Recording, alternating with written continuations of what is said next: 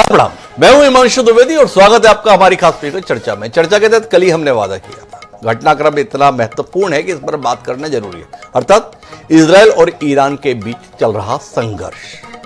पता नहीं दुनिया इस समय किस दिशा में जा रही है। द्वितीय विश्व युद्ध के समापन के बाद भले ही शीत युद्ध के दौर से दुनिया गुजरी, पर देशों के बीच में इस प्रकार से खुला सशस्त्र संघर्ष देखने को अरसे तक नहीं मिला। पर इस समय तो पता नहीं कौन सा देश कब किसके खिलाफ हथियार उठा ले और किस स्तर तक बात पहुंच जाए, समझ पाना मुश्किल हो रहा है। संयुक्त राष्ट्र संघ जैसी संस्था महज एक कागजी शोपीस बनकर मानो रह गई है। किसी भी मामले में उसकी कोई प्रभावी भूमिका दिखाई नहीं दे रही है। रूस यूक्रेन युद्ध के दौरान उसकी लाचारी, उसकी बेबसी, उसकी बेचारी हमें देखने को मिलती है। गाजा के संदर्भ में जो कुछ फिलिस्तीन और इजरायल के बीच चल रहा था वो भी हमें दिखाई दे रहा था। लेबनान के संदर्भ में हुए हमलों के भी हम प्रत्यक्षदर्शी रहे। लेकिन अभी जो मामला है वो काफी संजीदा हो गया है।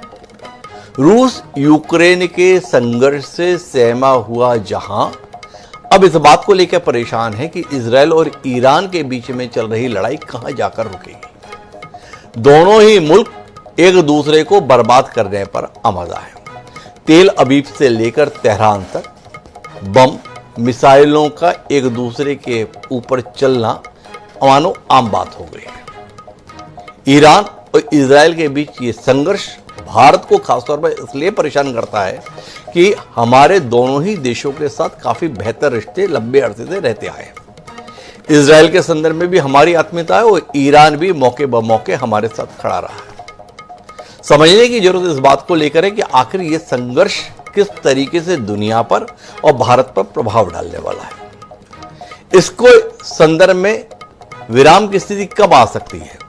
अमेरिका जैसा हमेशा होता है क्या चाहता है समझ पाना मुश्किल होता है, और ट्रंप के आने के बाद तो यह समझना और भी मुश्किल हो गया है। डोनाल्ड ट्रंप जो अभी कह रहे थे कि इस संदर्भ में हमारी कोई भूमिका नहीं है, वो अचानक इसमें भूमिका निभाते हुए दिखाई दे रहे हैं। कनाडा में चल रही G7 की बैठक को अचानक डोनाल्ड ट्रंप ने छोड़ दिया और वह अमेरिका वापस लौटा है। बताया गया कि वो इजरायल और ईरान के संघर्ष को लेकर लौटे। डोनाल्ड ट्रंप क्या अमेरिका को इसमें खुलकर इजरायल के साथ उतारने वाले हैं? यह आशंका इसलिए बलवती हो गई है कि डोनाल्ड ट्रंप ने किया जाना चाहिए तेहरान मतलब ईरान की राजधानी। तो क्या हम एक बार फिर विश्व युद्ध की ओर बढ़ रहे हैं जिसमें ध्रुवीकरण होने जा रहा है? क्या दुनिया में हिरोशिमा नागासाकी के बाद एक बार फिर परमाणु हमले का खतरा पैदा हो गया है? यह बात इसलिए जहन में आती है क्योंकि इजरायल ने ईरान पर हमला ही इस कारण से किया है, बताते हुए कि वह परमाणु बम बनाने के बड़े नजदीक पहुंच गया है। और G7 देश कह रहे हैं कि इजरायल को अपनी सुरक्षा का अधिकार है। ईरान ने तो दावा कर दिया था कि जरूरत पड़ने पर पाकिस्तान उसको परमाणु हथियार उपलब्ध कराएगा। तो घटनाक्रम बहुत सारे हैं, इस पर विमर्श करने की बहुत ज्यादा जरूरत है। तो आज हम वही कोशिश करेंगे। हमारे साथ चार खास मेहमान इस अंतर्राष्ट्रीय विषय पर चर्चा के लिए मौजूद हैं। उनसे आपका परिचय कराएं, उससे पहले समय है आज के विचार सूत्र का। युद्ध के संदर्भ में एक नजरिया, एक विचार हमें मिला है अमेरिका के चर्चित राष्ट्रपति रहे जॉन एफ कैनेडी का। उन्होंने कहा कि वह लोग जो युद्ध की परवाह नहीं करते, वे कभी यह नहीं समझ सकते कि युद्ध मानवता को कैसे नष्ट कर सकता है। जो लोग युद्ध युद्ध चिल्लाते हैं वो शायद इस बात को जानते नहीं कि एक युद्ध कितनी जिंदगियों को समय से पहले बर्बाद कर देता है और कितनी ही पीढ़ियों पर प्रतिकूल प्रभाव डालता है। इस बात को जहन में रखते हैं और अपनी चर्चा पर आगे बढ़ते हैं। हमारे साथ इस संजीदा चर्चा का हिस्सा बनने के लिए चार खास मेहमान हैं। डॉक्टर AP सांवरिया जी हमारे साथ हैं, पूर्व राजनयिक हैं, अंतर्राष्ट्रीय मामलों के जानकार हैं। हमारे साथ रक्षा विशेषज्ञ के तौर पर सेवानिवृत्त कर्नल संजीव सुरोही जी हैं। डॉक्टर राम श्रीवास्तव जी हमारे साथ हैं, जो विदेश मामलों के जानकार हैं। और इन सब के बीच में हमारे साथ अतिकुर रहमान जी हैं, जो जाने माने इस्लामिक स्कॉलर हैं। मध्य पूर्व एशिया के संदर्भ में इजराइल का मुस्लिम देशों के साथ संघर्ष तकरीबन 7 दशक पुराना है। इस संघर्ष को जो वर्तमान में चल रहा है किस नजरिए से देखा जाए, इसके संदर्भ में हमें रोशनी मिलेगी अतिकुर रहमान साहब से। हम चर्चा की शुरुआत करेंगे डॉक्टर AP सांवरिया साहब से और उनसे समझना चाहेंगे कि यह संघर्ष किसकी बर्बादी के लिए है। यह संघर्ष जो छिड़ा है ये इजराइल और ईरान के बीच ही है या इजराइल सामने तो है पर हाथ अमेरिका का ही है, और ये कहां जाकर थमने वाला है, इसके संदर्भ में कोई आकलन सांवरिया साहब आपका? डॉक्टर हिमांशु जी, देखिए, ये संघर्ष बहुत क्लियर कट आइडिया लेके किया है। जिस तरह से इजराइल ने ईरान के ऊपर अटैक किया है, और इजराइल कभी भी काम नी जर्क पे काम नहीं करता, वो बहुत सोच समझ के, बहुत ही परिपक्व तरीके से पॉलिसी बना करके वो एक्शन लेता है। और इजराइल ने जिस तरह से ये ऑपरेशन दिया और इसका नाम दिया है rising tiger, rising lion, rising lion, तो देखिए मकसद इजराइल का बहुत क्लियर है, और इजराइल के पीछे अमेरिका का पूरा पूरा हाथ है कि वो रिजीम चेंज करना चाहता है। इस वक्त जो ईरान के बीच में जो रिजीम है और जो वो फंडामेंटल लोग वहां पे हैं, और उस तरह के हालात को वो चेंज करने की कोशिश कर रहा है। अदरवाइज इजराइल तो पहले ईरान का बहुत खासा दोस्त था, 1970 तक इनके बहुत अच्छे ताल्लुकात थे। तो अब जिस तरह से हालात हुए हैं, और जो ईरान का एक इमेज बना हुआ है सारे वर्ल्ड में कि ये एक कंट्री है जो इस्लामिक फंडामेंटलिस्ट है, और इसके ऊपर बहुत ज्यादा विश्वास नहीं करना चाहिए। क्या अमेरिका, क्या G7, सारे के सारे वर्ल्ड के लोग जिस तरह से पाकिस्तान को एक रोग स्टेट कहा है, उस तरह से ईरान को भी वो लोग अच्छी तरह से नहीं देखते। देखिए, ये झगड़ा कहाँ हुआ है कि ईरान ने कहा कि जी मैं अपनी जरूरतों के लिए यूरेनियम को एनरिच करूंगा, और अमेरिका ने कहा कि देखिए तुम एनरिच कर सकते हो। देखिए, एक बम बनाने के लिए यूरेनियम का एनरिचमेंट का एक दर्जा, उस लेवल के बाद ही वो हथियार बना सकता है, 5, 10, 15 में नहीं है। लेकिन ईरान ने इतनी तेजी से काम करके, वो मैं आज आपके चैनल के माध्यम से ये बता देना चाह रहा हूं कि अगर कोई पॉलिटिकल विल की कंट्री, कोई भी कंट्री चाहती है कि मैं एटम बम बनाना चाहता हूं, और उसकी पॉलिटिकल विल पूरी तरह से तैयार है, जिस तरह से ईरान में है, तो उसको कोई रोक नहीं सकता। चाहे वो पाकिस्तान है, चाहे वो अमेरिका है, सब लोगों ने कितने लोगों ने बना के रखे हैं, और हजारों की तादाद में बना के रखे। लेकिन क्योंकि ईरान एक ऐसी कंट्री है जिसके ऊपर समाज विश्वास नहीं करता, वर्ल्ड की लीडरशिप उस पर विश्वास नहीं करती, क्योंकि वो जिस तरह से टेररिस्ट को पनाह देता है, यूती हो, हिजबुल्लाह हो, दूसरे जितने भी टेररिस्ट ग्रुप्स हैं उनको देता है, तो दुनिया की ये चिंता है कि अगर ये एटम बम बना लेता है तो ये उनके हाथ में पड़ गया तो ये विनाश पूरी तरह से है। और उसी तरह से देखिए पाकिस्तान का स्टेटमेंट कितना बचकाना है। उसने कहा है कि तुम पार्लियामेंट में दो तरह के उनके ओपिनियन हो गए हैं। उनका एक नेता बोलता है कि हम पाकिस्तान का एटम बम लेके इजराइल पे गिरा देंगे, लेकिन आज उनके पार्लियामेंट में इसको नकार दिया है। और अमेरिका इसमें पहले दिन से ही इन्वॉल्व है, लेकिन अमेरिका इतना एक बहुत इंटेलिजेंट और श्रूड कंट्री है, क्योंकि उसका अपना नुकसान है नहीं है, उसकी कंट्री में लड़ाई नहीं हो रही है, लड़ाई किसी और लोगों की जगह पे हो रही है। उसने इजराइल को पूरा सपोर्ट दिया था, और इजराइल के प्राइम मिनिस्टर ने स्टेटमेंट दिया था कि अमेरिका मेरे साथ है। और अमेरिका के साथ हुए बिगर हिमांशु जी, जो एनरिचमेंट के उसके ठिकाने हैं ईरान के कितने किलोमीटर डाउन, इजराइल के पास वो बम नहीं है, 3000 वाला पाउंड के बम नहीं है, वो बम उसको अमेरिका से चाहिए। और जिस तरह से आज प्रेसिडेंट ट्रंप ने G7 छोड़ा और हरीडली वो अमेरिका आ गए हैं, और क्या वार्निंग दी है कि सब लोग तेहरान खाली कर दें, तो मुझे लग रहा है कि आने वाले समय में, आज या कल में, वो अपने एयरक्राफ्ट दे सकता है इजराइल को, ताकि जो एनरिचमेंट ठिकाने हैं ईरान के उनको नष्ट कर देगा। साहब, ये तो मैं आपकी बात समझ गया। मुझे एक बात जो आपसे समझनी है कि द्वितीय विश्व युद्ध के खात्मे के बाद एक संस्था अस्तित्व में आई, संयुक्त राष्ट्र संघ, जिसके माध्यम से यह अपेक्षा की जाती थी कि दुनिया अब युद्ध के फेरे में नहीं पड़ेगी। पिछले कुछ समय से ऐसा महसूस हो रहा है कि खामखा में उसकी फंडिंग में इतने पैसे खराब किए जाते हैं, कोई भूमिका तो वो निभा नहीं पाता। ना रूस यूक्रेन के संदर्भ में संयुक्त राष्ट्र संघ से कुछ बना, ना गाजा के मामले में संयुक्त राष्ट्र संघ कुछ कर पाया, और इजराइल और ईरान के बीच में जो कुछ चल रहा है इसमें तो एक छोटा मोटा बयान तक संयुक्त राष्ट्र संघ की तरफ से नहीं आया। क्या कहते हैं आप, संयुक्त राष्ट्र संघ अपनी मौत आप मर गया? मानसू जी, वो तो अपनी मौत बहुत पहले ही मर गया था। ये एक ऐसा टाइगर बनाया गया था जिसके के दांत नहीं है, वो तो बिल्कुल मृत्युआसन रहा है। और अब तो ऐसा लग रहा है कि अमेरिका जैसे जो बहुशक्ति बहुत पावरफुल कंट्रीज हैं, वो इससे ऐसा भी हुक्म पास करवाएंगे, बिकॉज सारी फंडिंग तो अमेरिका उसको देता है, और अब वो जो अमेरिका कहेगा वही यूएनओ को कहना पड़ेगा। तो यूएनओ से हमें कोई उम्मीद नहीं है, कोई उम्मीद हमें नहीं है, सावरी साहब का कहना है। लेकिन इजराइल ने जिस तरीके से हमला बोला वो तो अपनी जगह ठीक, पर ईरान जिस तरीके से इजराइल में घुसकर हमले कर पा रहा है, और आज जब हम ये कार्यक्रम कर रहे हैं तो खबर ये आ रही है कि इजराइल की जो जासूसी एजेंसी दुनिया भर में ख्यात है, मोसाद, उसके हेडक्वार्टर पर हमला बोलने में ईरान सफल रहा। हमारे साथ रक्षा विशेषज्ञ संजीत सुरोही साहब हैं। सुरोही साहब से समझना चाहता हूं, क्या इजराइल में वो दमखम है कि अपने बूते ईरान को घुटने पर ला सके, या इजराइल ने कुछ ज्यादा ही हिम्मत कर ली है? ईरान का नुकसान हो रहा है पर इजराइल को भी इसकी बड़ी कीमत चुकानी पड़ेगी।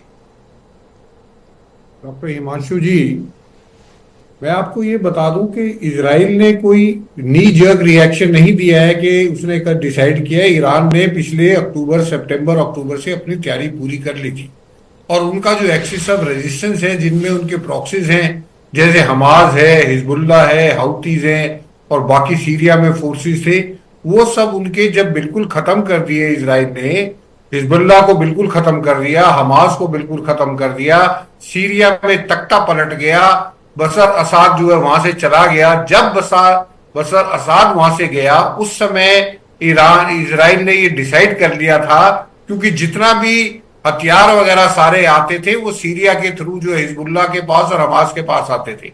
तो जब वो सीरिया में उनका आना जाना बंद हो गया तो इजराइल को ये सही मौका मिला और उसने जो है हमला कर दिया। अब हमला क्यों करा, इसके पीछे सबसे बड़ा कारण ये है कि जैसे जो डॉक्टर सावरिया साहब बता रहे थे कि जो ईरान है वो 60% एनरिचमेंट तक ऑलरेडी पहुंच चुका था। उसके पास 400 केजी यूरेनियम ऑलरेडी था, और अगर उसको थोड़ा और टाइम मिल जाता तो वो इसको 90% जो कि एक वेपन्स बनाने के लिए चाहिए, वो वेपन 9 से 10 एटम बॉम्ब बना सकता था। और 9 से 10 एटम बॉम्ब इजराइल एक छोटा सा देश है, उसके लिए बहुत ज्यादा है। तो मेरा ये मानना है कि इजराइल ने जो हमला किया, लेकिन इजराइल को भी इतना अंदाजा नहीं था कि ईरान की क्षमता, ये इजराइल को ये लगता था कि हम पहले दिन हमला करेंगे, एयर डिफेंस सिस्टम उनके बर्बाद कर देंगे, और उसके बाद जो उनकी मिसाइल साइट्स है, जो उनकी न्यूक्लियर साइट्स हैं, या उनके ऑयल फील्ड साइट्स है, उनको बर्बाद करके इजराइल को घुटनों पे ले आएंगे।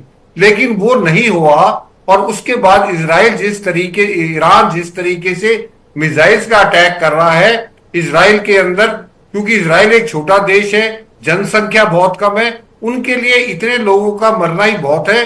तो ये जो दोनों में इजराइल को गलतफहमी रही, क्योंकि अब तक हमेशा लोग सोचते थे कि ईरान जो है सिर्फ धमकी देता है, करेगा कुछ नहीं, क्योंकि पिछले साल जब उसने हमला किया था मिसाइल्स का, तो कोई भी मिसाइल्स उसकी टारगेट को हिट नहीं कर पाई थी। तो लोगों ने सोचा था कि उसके अंदर इतनी क्षमता नहीं है कि वो इजराइल के अंदर टारगेट्स को हिट कर पाएगी। लेकिन इस बीच में ईरान ने अपनी जो है मिसाइल्स की, और अभी तक तो मैं ये बता रहा हूं जी कि अभी तक डिफेंस एक्सपर्ट और स्ट्रेटेजिक एनालिसिस ये बोल रहे हैं कि ये जो मिसाइल्स हैं ये तो पुरानी मिसाइल्स हैं जो अपना पुराना स्टॉक निकाल रहे हैं। अभी उनके पास जो लेटेस्ट मिसाइल्स हैं उनका इस्तेमाल नहीं किया गया है। जिस दिन उनका इस्तेमाल करना शुरू करेंगे तो हिमांशु जी मैं आपको बता रहा हूं, इजराइल को जो है बहुत भारी नुकसान होगा, क्योंकि इजराइल ऑलरेडी पिछले 1.5-2 साल से लड़ रहा है हमास के साथ। उसकी जो फौज है वो ऑलरेडी थक चुकी है, उसके रिजर्विस्ट जो है वो बैठे हुए हैं। तो इतने दिन तक और सिर्फ 1 करोड़ से कम लोग हैं उनके, तो कितने वो जो है उनको भर्ती कर लेंगे, कितने रिजर्विस्ट को बुला लेंगे।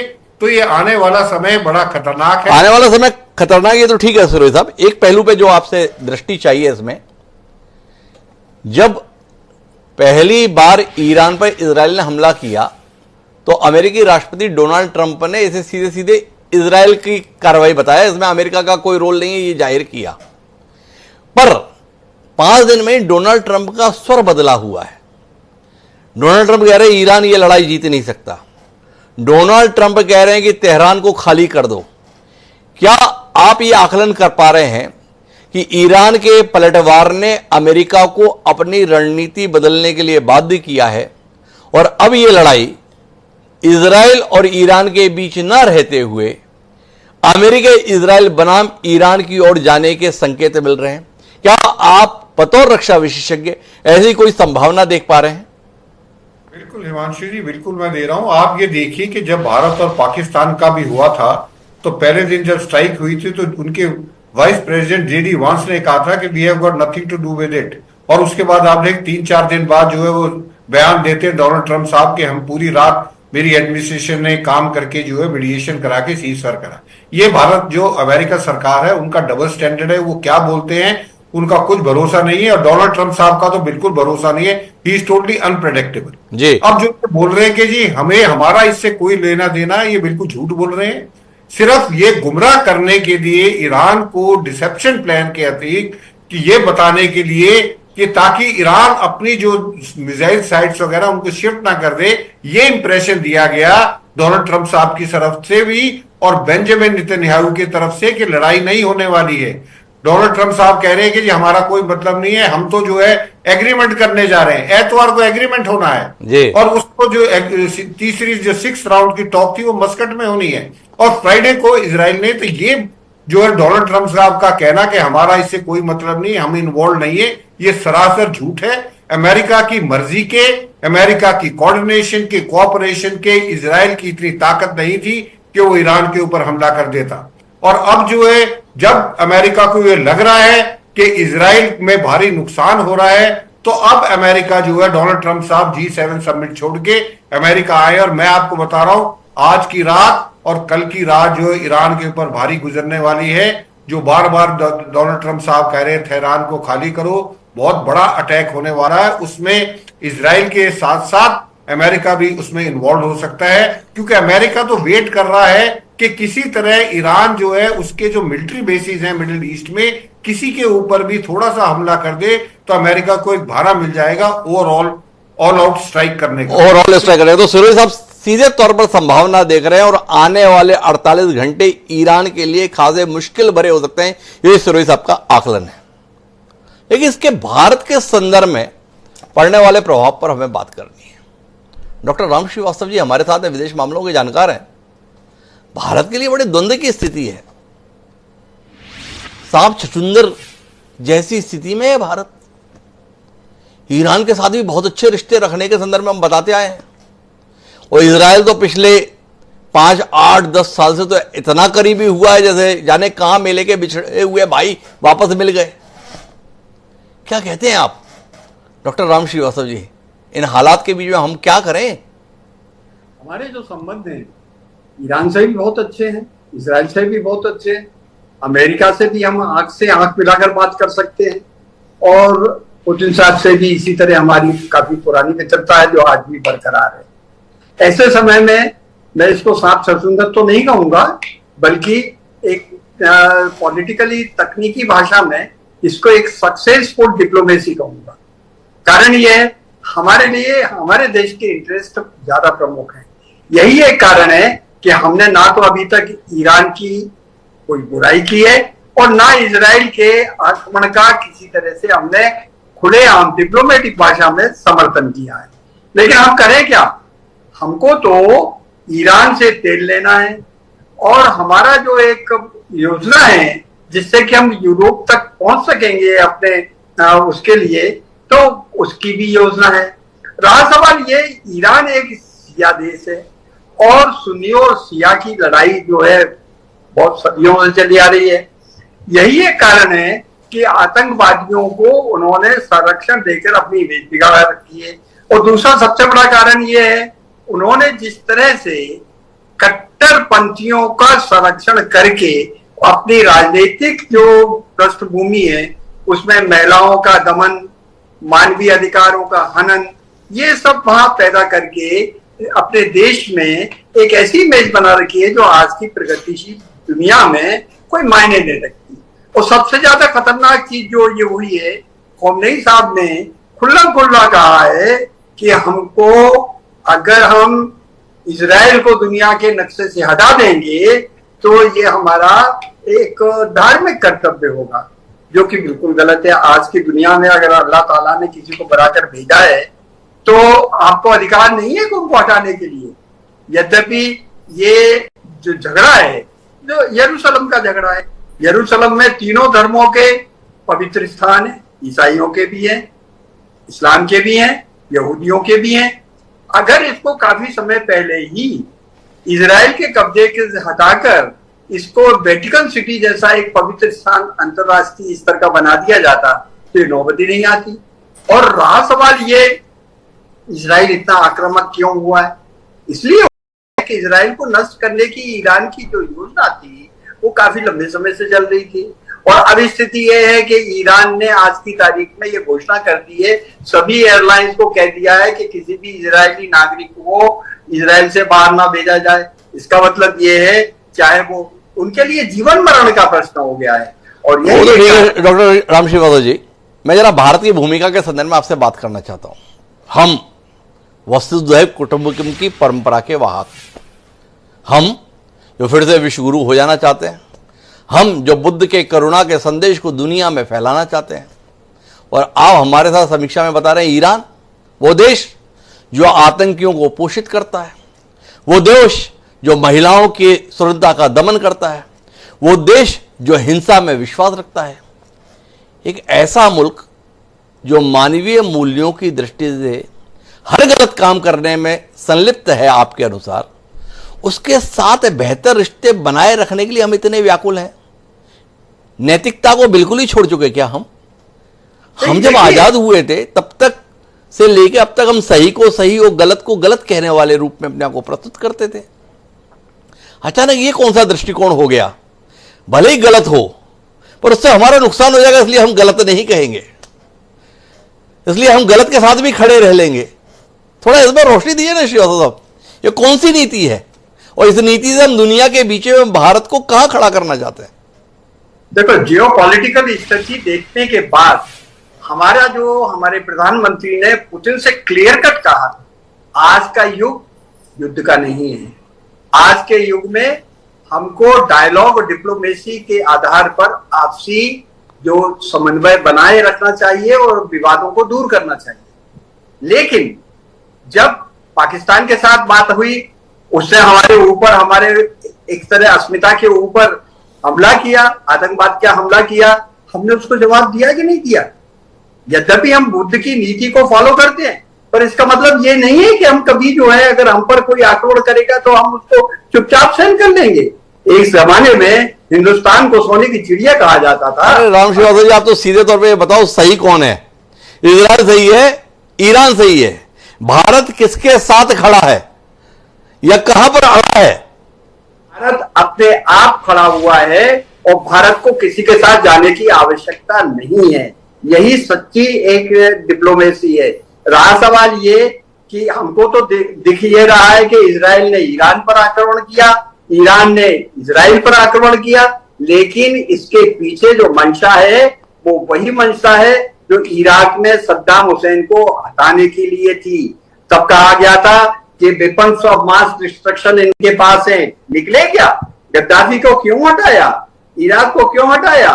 सिर्फ और सिर्फ पश्चिम के देशों की जो पुरानी उपनिवेशवाद की नीति थी उसका नया रूप है। सबको मालूम है 50 साल बाद तेल खत्म हो जाएगा और तब क्या होगा दुनिया का?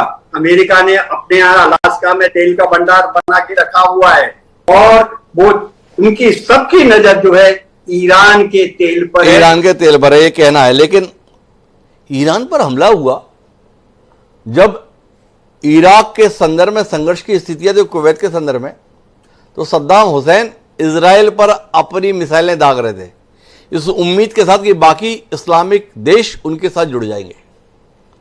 आज ईरान पर इजराइल का खुला हमला है, तमाम मुस्लिम देश कमोबेश मौन साधे हुए हैं।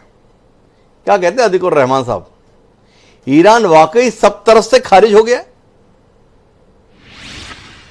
डॉक्टर साहब, ये कोई नई बात तो नहीं है। ये पूरे मामले को हम 2.0 इराक कह लें, 2.0 आप गाजा कह लें, या 2.0 अफगानिस्तान कह लें, ये बहुत अरसे से अमेरिका की साजिश थी कि किसी भी तरह से, कोई भी बहाने से, जिस तरह से इराक को तबाह किया और उसके ऑयल वेल्स को जलाकर खाक कर दिया, उसी तरह से ईरान भी हमेशा से उसके निशाने पे रहा है। बात सिर्फ ये वक्त की थी कि किस तरह से वो तलाश कर रहे थे। और अभी अभी हमारे राम साहब ने तो दूध के सारा मामला वेस्टर्न नेशन के इंटरेस्ट का बनता है। जब हम पूरा देखते हैं 25 साल 35 साल की वेस्टर्न पॉलिसी को, किस तरह से ऑयल रिच नेशंस को उससे तबाह करने की स्ट्रेटेजी बनाई, लेकिन फिर भी राम साहब इस बात पे यकीन रखते हैं कि ईरान अपनी औरतों के साथ में बहुत गलत करता है, ईरान हौथियों का समर्थन करता है, हिजबुल्लाह का समर्थन करता है। अरे साहब, अभी अभी किसी महाशय ने कहा हिजबुल्लाह को आपने तबाह कर दिया, हमास को तबाह कर दिया। अब अगर परमाणु हथियार बना भी लेता है ईरान, तो किसको देने जा रहा है डॉक्टर साहब? और पाकिस्तान के पास जब न्यूक्लियर वेपन आया, तो क्या उसने दे दिया अल-कायदा को? क्या उसने दे दिया हाफिज सईद को? जितना भी मामला है ये हाइपोथेटिकल बनता चला जा रहा है कि भाई, क्योंकि इजराइल को डर लगता है कि वो किसी भी तरह से ईरान को बर्दाश्त नहीं कर पा रहा है, तो हमारा एग्जिस्टेंशियल क्राइसिस है। हमारे एग्जिस्टेंशियल क्राइसिस को बरकरार रखने के लिए एक देश को हम तबाह करने जा रहे हैं। और सही कहा आपने डॉक्टर साहब कि आखिर यूएनओ कहाँ है इस सबके बीच में? और यूएनओ तब कहा था जब इराक को बर्बाद किया जा रहा था, यूएनओ तब कहा था जब गाजा को बर्बाद किया जा रहा था। डॉक्टर साहब, एक बार कोई आपका पैनलिस्ट मुझे ये समझा दे कि आप पिछले 2 साल की हिस्ट्री उठा के देख लीजिए कि 2 साल में किसने, ईरान ने या इजराइल ने, औरतों को, बच्चों को जेनोसाइड करके तबाह किया, हॉस्पिटल के ऊपर हमला कर करके तबाह किया। लेकिन राम साहब को क्या दिख रहा है? राम साहब को दिख रहा है कि ईरान अपनी औरतों के साथ में बड़ी ज्यादती करता है, ईरान हुती को समर्थन करता है, हिजबुल्लाह हमास को समर्थन करता है। ये कौन सा मजाक है डॉक्टर साहब? ये कौन सा मजाक है? हमारे सामने सामने एक ऐसा देश इजराइल जो कि टेररिज्म करे जा रहा है, और न सिर्फ पूरी दुनिया की जनता बल्कि इंटरनेशनल कोर्ट ऑफ जस्टिस उसको कटघरे में खड़ा कर चुका है।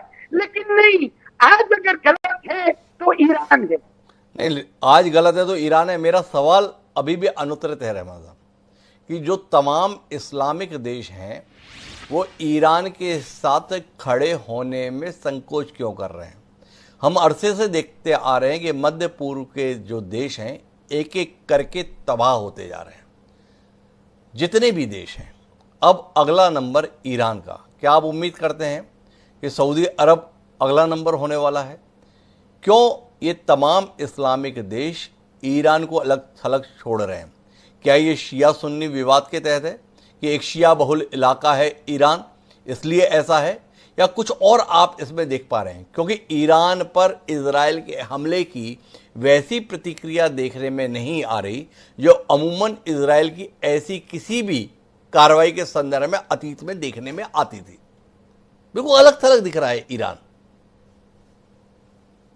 जब मैंने शुरू में आपसे कहा कि आप कैसे उम्मीद कर रहे हैं कि कोई भी अरब नेशन ईरान के समर्थन में आएगा, और शिया और सुन्नी का जो मामला है उसको आप भूल जाइए, क्योंकि अभी जो न्यू जनरेशन ऑफ मुस्लिम्स हैं अरब नेशंस में और ईरान में, इनको अच्छी तरह से मालूम पड़ गया है कि शिया और सुन्नी के अंदर कुछ बाकी नहीं रहा है। ये एक ढकोसला था जो कि अरसे पहले खत्म हो गया। अब सिर्फ मामला है डॉक्टर साहब पेट्रो डॉलर्स का।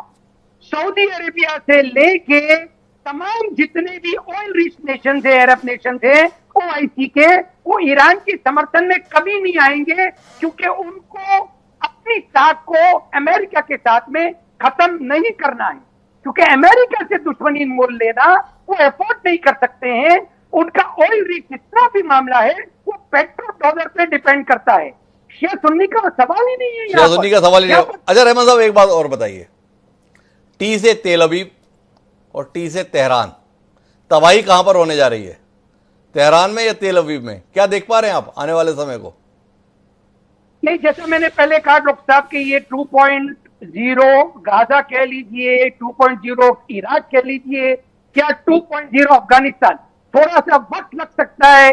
मैं नहीं समझता हूं कि ईरान अमेरिका की सपोर्ट के साथ में इसराइल का कहीं से कहीं तक के मुकाबला कर पाएगा। This will be a end of Iran. कुल मिला के ईरान खात्मे की ओर बढ़ चला है, अतिकुर रहमान साहब ये आशंका जता रहे हैं। इसके बावजूद भी अभी तक ईरान के कस्बे ढीले नहीं पड़े। खामनेई अभी भी माकूल जवाब की बात कह रहे हैं। 20,000 मिसाइल हैं हमारे पास, हर रोज अगर 200 भी दागेंगे तो 100 दिन तक तो खींच ही देंगे। क्या कहते हैं सावरिया साहब? ईरान वही गलती कर रहा है, खामनेई वही गलती कर रहे हैं जो सद्दाम हुसैन ने की, या कुछ और आप देख पा रहे हैं? नहीं हिमांशु जी, देखिए स्टेटमेंट जरूर कह रहे हैं कि जब हमारे पास इतने मिसाइल्स हैं और हम 100 दिन खींच देंगे, लेकिन जो हालात इस वक्त आज हैं और कल होने वाले हैं, इस वक्त ईरान का पूरा air space occupied by Israel, पूरा डोमिनेंट एयर स्पेस जो है ईरान का इजराइल के पास है, और अमेरिका के जहाज आके उसके विमानों में फ्यूल कर रहे हैं। और मैं कह रहा हूं कि ईरान इस वक्त जो एक्शन ले रहा है वो बड़ा सोच समझ के, आफ्टर ऑल उसने अपनी भी इज्जत बचानी है, उसने भी अपने आप को दिखाना है कि मैं लड़ सकता हूं। लेकिन ईरान इस वक्त खुले युद्ध के मूड में नहीं है। कहने को वो कुछ भी कह दे, वो ईरान तो शुरू दिन से कह रहा है कि मैं न्यूक्लियर वेपन बनाने की तरफ नहीं जा रहा हूं। लेकिन जिस तरह से देखिए मोसाद का जो इंटेलिजेंस विंग है डॉक्टर हिमांशु जी, इसका कोई पैरेलल नहीं है। ये ऐसा विंग है जो कि चुन अपने पॉलिटिकल आकाओं को, और इसके पॉलिटिकल आका इसकी बात को 100% मानते हैं और सह देते हैं। तभी हालात है कि आज के दिन खुमानी का जो पर्सनल एडवाइजर था वो मार दिया गया। कितने वैज्ञानिक जो अणु बनाने वाले थे, एटम बम बनाने वाले थे, इजराइल ने कमरे में बंद करके मरवा दिए गए। जिस तरह से मुझे लग रहा है, आज मैं किसी चैनल पे कह रहा था कि ये मोसाद का बस चलेगा तो ये इसके जो हेड है खुमानी, उसको भी नाश्ते नाबूद। अच्छा एक बार बताइए सावरिया साहब, वाकई आपको लग रहा है कि इजराइल को ईरान से खतरा इसलिए यह हमला हुआ है, यह इजराइल की अंदरूनी राजनीति में सत्ता में बने रहना बेंजामिन नेतन्याहू के लिए बड़ा चुनौतीपूर्ण हो गया है? इधर उधर के समर्थन के साथ अपने आप को प्रधानमंत्री बनाकर रखे हुए हैं, इसलिए अपने मुल्क को कोई ना कोई खतरा बताकर किसी ना किसी युद्ध में उलझाए हुए हैं।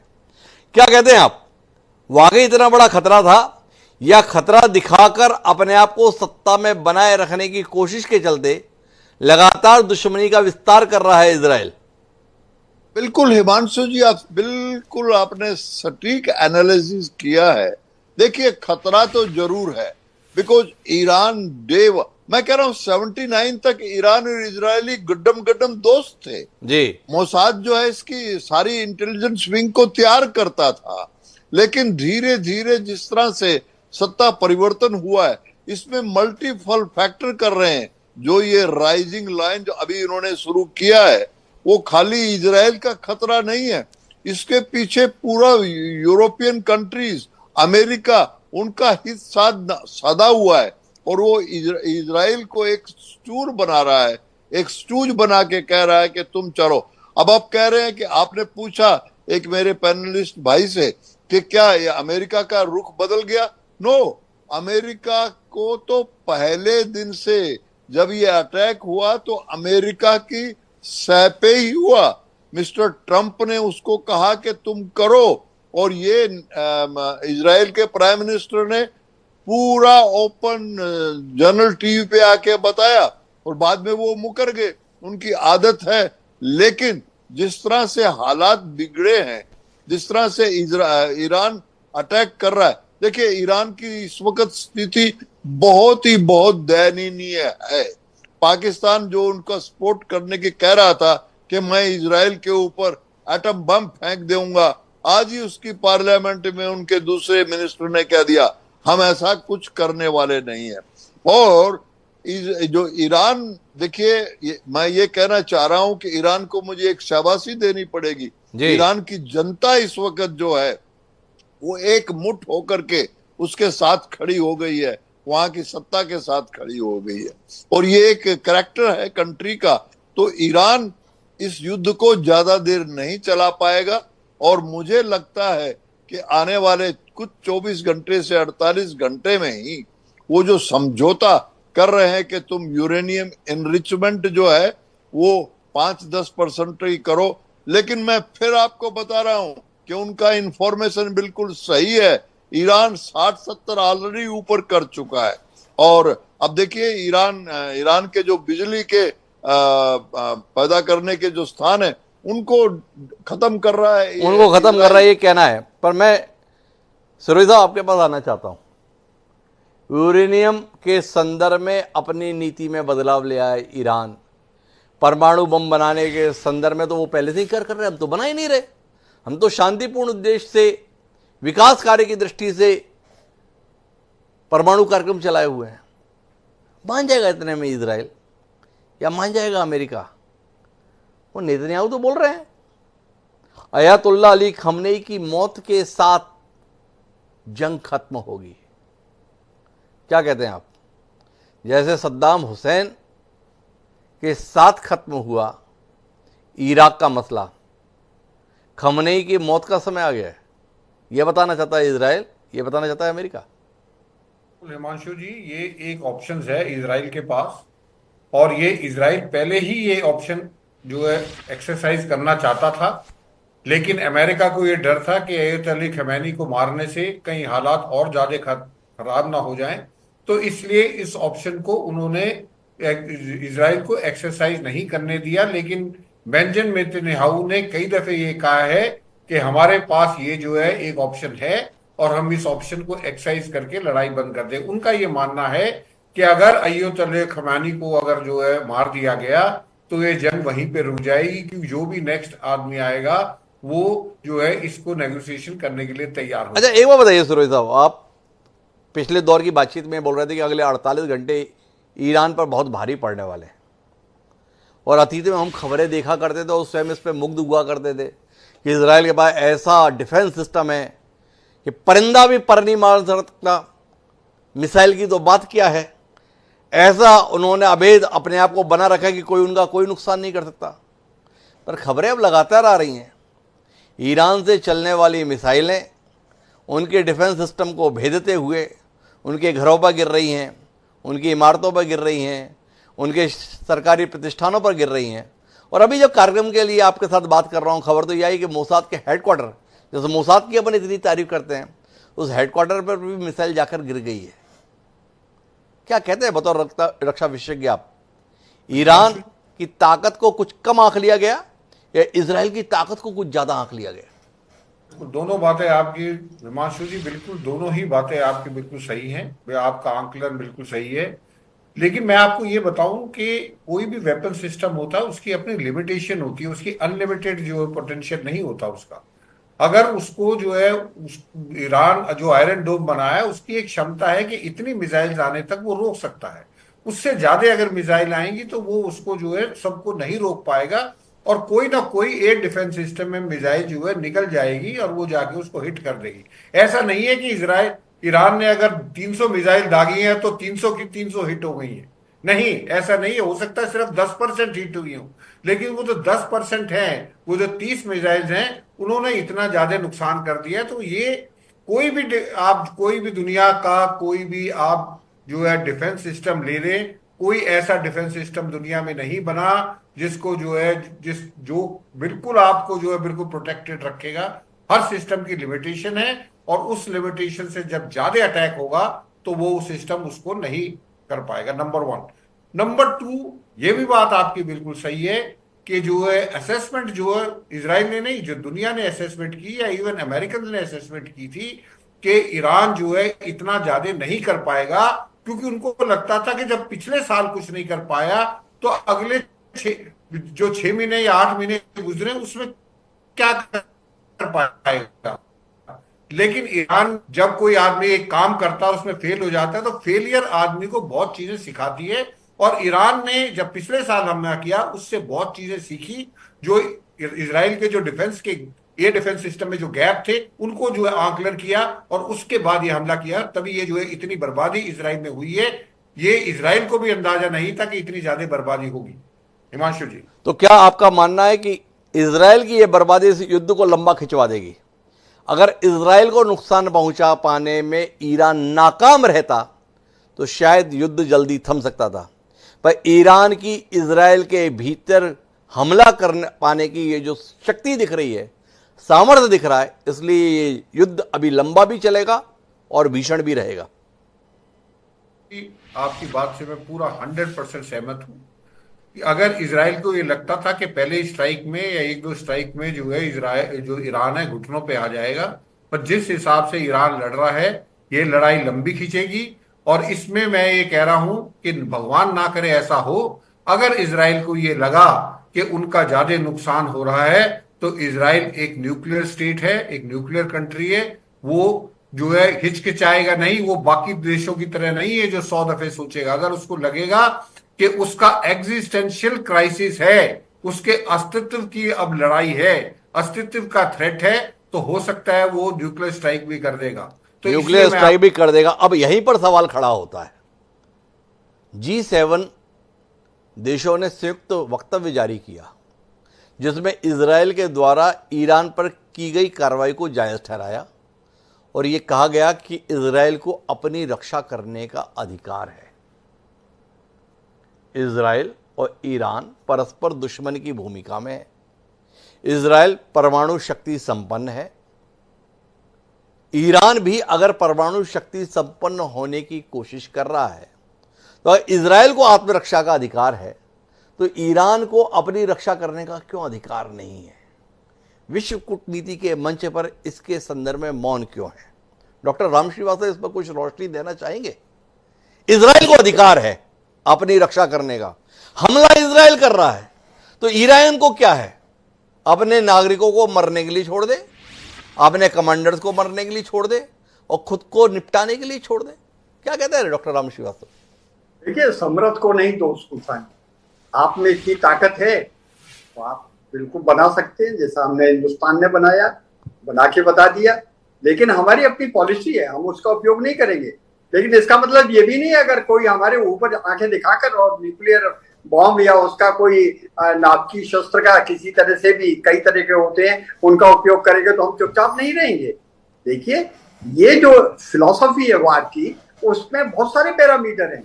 अमेरिका की जो फिलॉसफी आज की तारीख में है वो क्लियर कट है, अच्छी तरह से है, किसी भी कीमत पर वो ईरान को पनपता हुआ आगे नहीं देखेंगे। इसलिए नहीं। अरे राम श्रीवास्तव जी, अमेरिका को जाने दीजिए, थोड़ा आप अपनी वैचारिक शक्ति का इस्तेमाल करते हुए सही को सही और गलत को गलत के रूप में हमें बताइए कि G7 देशों ने यह कहा है कि इजराइल को अपनी रक्षा करने का अधिकार है। आपसे जानना ही चाहता हूं कि ईरान को अपनी रक्षा करने का अधिकार है या नहीं है, या ईरान को यह अधिकार नहीं है? यह अधिकार अगर है तो इजराइल को है। देखिए, अधिकार जो है सबको है, ईरान को भी है, इजराइल को भी है। अब सवाल ये उठता है कि इस समय वनरेबल कौन है? जब तक ये बात सिद्ध ना हो जाए कि हम इस परमाणु शस्त्र को बनाकर इसका उपयोग इजराइल के विरुद्ध ना करेंगे, तब तक ये कभी खत्म ही नहीं हो सकता। यही एक कारण है कि इजराइल ने रिक्वेस्ट की है, क्योंकि जो परमाणु संयंत्र के सेंट्रीफ्यूज लगे हुए हैं, जिनको कि पाकिस्तान के वैज्ञानिकों ने उनको दिए थे, उनको पूरी टेक्नोलॉजी दी थी, वो जमीन में 90 मीटर गहरी गुफाओं में है और इनको फोड़ने का इस समय साधन सिर्फ अमेरिका के पास है, जिसको कि महाबम बोलते हैं। 3000 किलो का बम लेकर वो 50, 60, 70 मीटर तक उनको गड्ढा कर सकते हैं, खत्म कर सकते हैं। लेकिन खत्म करने से वहां देखिए IAEA के वहां पर इस समय इंस्पेक्टर्स मौजूद हैं। उन्होंने अभी तक जो है ये मेजर करके बताया है कि फिलहाल किसी भी तरह का रेडिएशन का वहां पर इंक्रीमेंट नहीं हुआ। पुतिन साहब ने जरूर ये कहा है कि हम जो है ये IAEA की बैठक जो है उन्होंने कॉल की है डायरेक्टर होने के नाते, और उनकी बहुत इच्छा है कि किसी भी तरीके से ये आगे ना बढ़े विवाद, और उसके लिए वो मध्यस्थता करने को भी तैयार है। इसलिए ये बात तो स्पष्ट है कि विश्व युद्ध तो नहीं होगा, लेकिन यहाँ जो होने वाला है वो आज की रात में होगा या कल होगा। वो तेहरान को जो खाली करने का उन्होंने कहा है उसके पीछे बड़ा मकसद है, जिससे नरसंहार कम हो। एयर स्पेस पूरी की पूरी इस समय इजराइल और अमेरिका के हाथ में है। वहां पर यूके के अब सवाल इस बात का है, जो अमेरिका खुद परमाणु हथियार का इस्तेमाल अतीत में कर चुका है, वो बाकी सबको कहता है कि देखो परमाणु हथियार का इस्तेमाल नहीं होना चाहिए। अतिकुर रहमान साहब मेरे साथ हैं। अतिकुर रहमान साहब, मध्य पूर्व एशिया के तमाम मुस्लिम देश इस विचार के साथ रहे हैं कि इजराइल नामक देश का दुनिया के नक्शे पर अस्तित्व नहीं होना चाहिए, पर यह हसरत रखने वाले तमाम देश एक एक करके निपटते जा रहे हैं। क्या कहते हैं आप, ईरान के खात्मे का समय आ गया? डॉक्टर साहब, मुझे कोई ऐसा बयान आयतुल्लाह खुमैनी का नजर नहीं आया अब तक के जहां पर उन्होंने कहा है कि तमाम यहूदियों को वो खत्म करना चाहते हैं। उन्होंने अगर किसी चीज की बात की है तो वो जायनिस्ट लॉबी की बात की है। सारे के सारे ज्यू से ना ही सऊदी अरेबिया को कोई खतरा है और ना ही ईरान को खतरा है और ना ही इस्लामिक मुल्कों को कोई खतरा है। जब कभी बात आती है तो बात ये आती है कि ये जो जायनिस्ट लॉबी है जिसने जबरदस्ती पैलेस्टाइन पे कब्जा करके वहां पर इस तरह का जेनोसाइड क्रिएट किया हुआ है, इसको खत्म करना जरूरी है। तो ये बात बिल्कुल दुनिया के सामने साफ हो जाना चाहिए कि मुस्लिम यहूदियों से नफरत नहीं करते हैं, बल्कि वो जायनिस्ट आइडियोलॉजी से नफरत करते हैं। दूसरा एक इंपॉर्टेंट पहलू और ये है जो हमने अभी चर्चा की, आपका कोई पैनलिस्ट मुझे बता दे कि क्या ईरान ने नेगोशिएशन से इनकार किया था? ईरान रेडी था डॉक्टर साहब, ईरान रेडी था, और उसके बावजूद इजराइल ने उसके ऊपर हमला किया। ये कहां तक के मोरली करेक्ट है? यानी आप थोप रहे हैं एक जंग एक मुल्क के ऊपर तमाम दुनिया के बहाने बताते हुए, ये कहां तक के सही है? ये कहां तक सही है? और जब अतिकुर रहमान साहब ये सवाल उठाते हैं तो हमें अतीत का पन्ना पलटना पड़ता है। जब इराक पर अमेरिका और मित्र राष्ट्रों ने हमला किया था तो इराक के संदर्भ में उस समय के शासक सद्दाम हुसैन पर यह आरोप लगाया था कि उन्होंने जैविक हथियार इकट्ठे किए हुए। पूरा इराक बर्बाद हो गया, इराक के चप्पे चप्पे को छान दिया गया, पर एक जैविक हथियार निकल कर नहीं आया। एक तस्वीर बड़ी वायरल होती थी जिसमें सद्दाम हुसैन का चेहरा खुला हुआ है, जबड़ा खुला हुआ है, तो उसके साथ में आता था कि शायद उस जैविक हथियार को सद्दाम हुसैन के मुंह से तलाशा जा रहा है। क्या ईरान के संदर्भ में भी कमोबेश वैसी कोशिश है?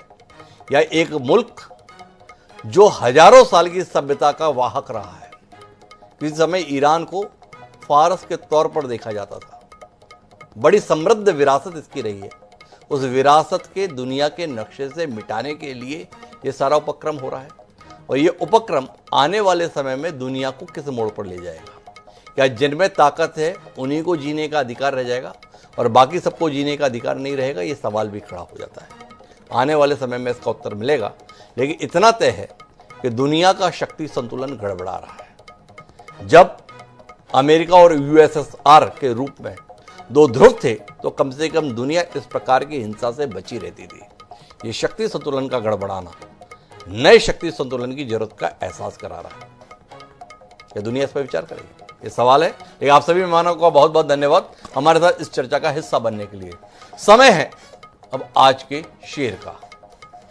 जितने भी तर्क दिए जाएं इस जंग के जायज होने के संदर्भ में और जितने भी वक्तव्य आए इजराइल की कार्रवाई के समर्थन में, ये शेर पूरी कहानी को बयान करता है। हमारा आज का शेर ये कहता है कि गर अमन की खातिर हो तो जंग है बेहतर, गर अमन की खातिर हो तो जंग है बेहतर, गर जंग हो मकसद तो सियासत नहीं अच्छी। राज नोमानी ने क्या सच्चाई को इतने खूबसूरत शब्दों में व्यक्त किया है। इस शेर पर विचार कीजिएगा और नतीजे पर पहुंचिएगा। और मुझे दीजिएगा याद, कल फिर मिलेंगे रात 8 बजे चर्चा में। तब तक के लिए प्रणाम।